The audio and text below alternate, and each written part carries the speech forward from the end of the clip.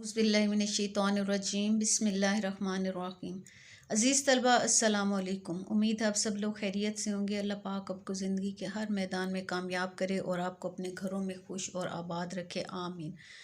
आज हम 11वीं जमात की जो नेशनल बुक फाउंडेशन वालों की नई किताब है उसकी नज़्म आज़ादी की तशरीह करेंगे, जिसके शायर जो हैं एहसान दानिश हैं।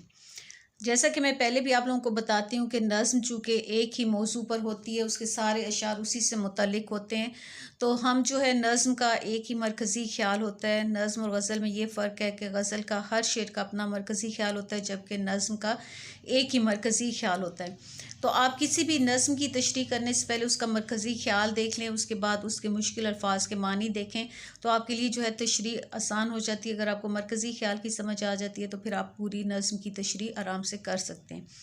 तो चलें हम इस नज़्म की जो है पहले हम इसका मरकज़ी ख़्याल देखते हैं और उसके बाद जो है तशरीहात और मुश्किल अल्फाज के मानी। नज़्म आज़ादी में शायर एहसान दानिश जो हैं वतन के लोगों को हकीकी आज़ादी का एहसास दिलाते हैं कि अंग्रेज़ हुकूमत और हिंदू अक्सरियत से तो आज़ादी हासिल कर ली, लेकिन हम अब भी हुक्मरान तबके, उमरा, सियासतदानों और तरक्की याफ्ता ममालिक के ग़ुलाम हैं। अंग्रेज़ों की ज़हनी ग़ुलामी से निजात और अपने बुनियादी हकूक़ का हसूल ही हमारी असल आज़ादी है, जिसके लिए अभी हमें नबर्द आज़मा होना है। एहसान दानिश ने मुसलमान कौम के अंदर एहसास पैदा करने की कोशिश की है। तो ये इस नज़्म का मरकज़ी ख़्याल था। अब हम शेर नंबर 1 देखते हैं, फिर उसके मुश्किल अल्फाज के मानी और फिर उसके बाद हम उसकी तशरीह देखेंगे। शेर नंबर 1 है, इबादत है सरापा जज्बे तामीर आज़ादी, शहादत मुस्तकिल एक सुर्खिए तहरीर आज़ादी। सरापा क्या होता है? सर से पाँव तक, यानी पूरा ऊपर से नीचे तक। शहादत अल्लाह की राह में जान कुर्बान करना। सुर्खी होता है, उन्वान भी कहते हैं जिसको, हेडलाइन कहते हैं या लाल रंगत। सुर्खिए तहरीर वाज़े अल्फाज, मुस्तकिल दायमी हमेशा के लिए, आज़ादी बुनियादी हकूक़ का मुयस्सर होना। अब इस शेर में शायर एहसान दानिश कहते हैं कि आज़ादी एक बहुत बड़ी नेमत है। आज़ादी के लिए कोशिश जो है वो इबादत है, चाहे इसको हासिल करने के लिए जान ही देनी पड़े, और इसकी तहरीर हमेशा खून की सुर्खी से लिखी जाती है। शायर कहते हैं कि मुसलमानों के दिल में जज्बे आज़ादी की रूह बेदार होने और जोशो वलवला होने की बात करते हुए शायर कहते हैं कि हम आज़ादी हासिल करने के लिए अपने लहू और जान की कुर्बानी देकर इसे हासिल करते हैं, और ये अल्लाह ताला की एक तरह से इबादत है। ये अल्लाह से हमारा मजबूत रिश्ता है जो अल्लाह की राह में शहीद होकर हासिल होता है। आज़ादी का तसव्वुर जो है वो शहादत के बगैर नामुकम्मल है। मतलब ये कि इस्लाम भी इंसान के सामने आज़ादी का तसव्वुर पेश करता है और इस मकसद के लिए कुर्बानी देने वालों की कदर करता है। इस्लाम एक पुरअमन दीन है, लेकिन अपने तहफ़्फ़ुज़ और दफ़ा के लिए तलवार उठाना इस्लाम का छठा रुकन है, जिसे जिहाद कहते हैं।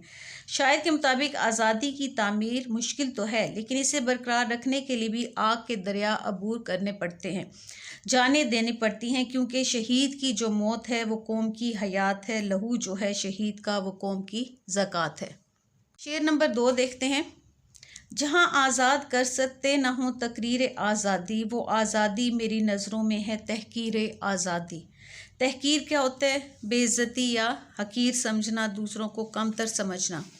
शायर इस शेर में कहते हैं कि मेरी नज़रों में ऐसी आज़ादी की कोई कदर कीमत नहीं जहाँ लोग तो आपस में आज़ाद हों और ख़ुद मुख्तार हों, वहाँ आज़ादी से बात करना और गुफ्तगू पर पाबंदी हो तो ये आज़ादी की तौहीन और बेहुरमती है, बल्कि ये एक तरह की ग़ुलामी है।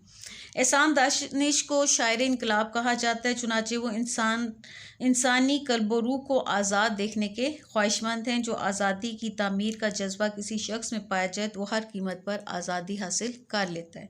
तो शायर इस शेर में इस आज़ादी के ख्वाह हैं, यानी वो ऐसी आज़ादी चाहते हैं जहाँ बात करने और एहसासात के बयान पर पाबंदी ना हो, जहाँ इंसान ये सोचने पर मजबूर ना हो ये दस्तूर ज़बां बंदी है कैसा तेरी महफिल में, यहाँ तो बात करने को तरसती है ज़ुबां मेरी। तो ये थी शेर नंबर 2 की तशरीह। अब देखते हैं शेर नंबर 3। मुझे हर नामुनासिब बात पर तनकीद का हक है, मेरी तकरीर से ताबीर है तामीर आज़ादी। तनकीद क्या होता है? तबसरा, नुक्ताचीनी, क्रिटिसाइज़ करना किसी को। ताबीर यानी ख्वाब का पूरा होना।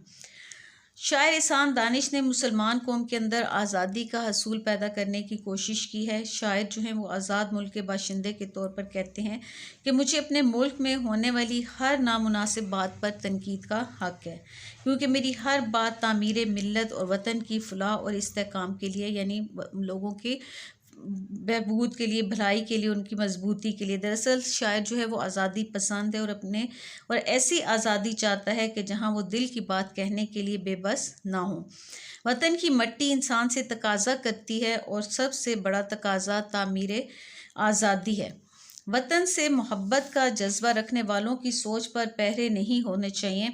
शायर का कहना ये भी है कि मुझे वतन की फ़िज़ाओं, हवाओं और इसके ख़िलाफ़ किए जाने वाले हर काम पर तनकीद का हक़ है कि मेरी ये सब बातें तहरीर आज़ादी के ख्वाब को ताबीर देने के लिए हैं। शायर कहते हैं कि जिस मुल्क में लोग आज़ादी से तकरीर ना कर सकते हों, आज़ादी से इजहार राय ना दे सकते हों, तो शायर के नज़दीक आज़ादी की ये तज़लील है। बकौल शायर फैज़ अहमद फैज़, बोल के लब आज़ाद हैं तेरे, बोल ज़ुबां अब तेरी है, अब तक तेरी है, तेरा सतवां जिस्म है तेरा, बोल के जां अब तक तेरी है। तो ये थी शेर नंबर 3 की तशरीह। अब देखते हैं शेर नंबर 4। मुजाहिद कोहो दरिया की हदों में रह नहीं सकते, हमारी जंग होगी जंगे आलमगीर आज़ादी। मुजाहिद कौन होता है? जिहाद करने वाला, अल्लाह की राह में लड़ने वाला। कोह पहाड़, आलमगीर यानी पूरी दुनिया पर छाया हुआ, पूरी दुनिया पर मुहित। चूँकि एहसान दानिश जो हैं वो शायर इनकलाब हैं, उन्होंने इस नज़्म में लोगों को हकीकी आज़ादी का एहसास दिलाया है कि अंग्रेज़ों की ज़हनी ग़ुलामी से निजात और अपने बुनियादी हकूक़ का हसूल ही हमारी असल आज़ादी है। तो शायर का कहना है कि जिहाद करने वाले, कोशिश करने वालों को कोई हद महदूद नहीं कर सकती। जो आज़ादी की कोशिश कर है उसे कोई ताकत रोक नहीं सकती, क्योंकि ये जज्बा ही ऐसा है, इसे बुलंदो बाला पहाड़ और वसी दरिया तक रोक नहीं पाते। कोहो दरिया जो है यहाँ अलामत के तौर पर इस्तेमाल हुए हैं। शायर का कहना है कि वो जिस जंग की बात कर रहे हैं वो जंग आलमगीर आज़ादी है, क्योंकि अब आज़ादी राय और आज़ादी हकूक़ की बात कर रहे हैं। इसलिए शायर का कहना है कि वो जिस जंग की बात कर रहे हैं वो जंग दुनिया के हर फ़र्द के लिए, कि दुनिया का हर फ़र्द आज़ादी हक़ के साथ जिए। आज़ादी का मतलब ये होता है कि सब अपना हक़ राय दही इस्तेमाल करते हों। शायर का कहना है कि हमारा मकसद सारी दुनिया से जुल्म और जबर का ख़ात्मा करना है, ताकि इस दुनिया में रहने वाले तमाम इंसान खुशहाल, पुरअमन और आज़ाद ज़िंदगी गुजार सकें। इस शेर में शायर आलमी सतह पर अमन और भाईचारे की बात कर रहे हैं कि हमारी आज़ादी की जंग किसी ख़ास खित्ते, नस्ल, रंग या ज़ुबान के लोगों तक महदूद नहीं, बल्कि हम आज़ादी के उस मकसद को पूरी दुनिया में फैलाना चाहते हैं और पूरी दुनिया के जो मज़लूम और महकूम लोग हैं उनको आज़ादी की नेमत दिलाना चाहते हैं। बकौल शायर, हम अमन चाहते हैं मगर जुल्म के ख़िलाफ़, गर जंग लाजमी है तो फिर जंग ही सही। तो इस नज़्म के टोटल जो हैं वो 9 अशार हैं। इस वीडियो में हम 4 अशार की तशरीह हमने की है। उम्मीद है आप लोगों को समझ आ गई होगी। सबसे पहले आप लोगों ने मरकज़ी ख्याल देखना है, फिर हर शेर के मुश्किल अल्फाज के मानी याद करने, और उसके बाद फिर तशरीह। इस तरह आपको तशरीह करना आसान हो जाता है। उम्मीद है आप लोगों को ये तशरीह अच्छी लगी होगी, समझ आ गई होगी। अगर आप मेरे चैनल पर नए हैं तो मेरे चैनल को लाइक करें, सब्सक्राइब करें और अपने दोस्तों में शेयर भी करें, और अच्छा सा कमेंट कर दें और बेल आइकॉन का बटन लाजमी दबा दें, ताकि मेरी हर नई आने वाली वीडियो आप तक बर वक्त पहुँच सके।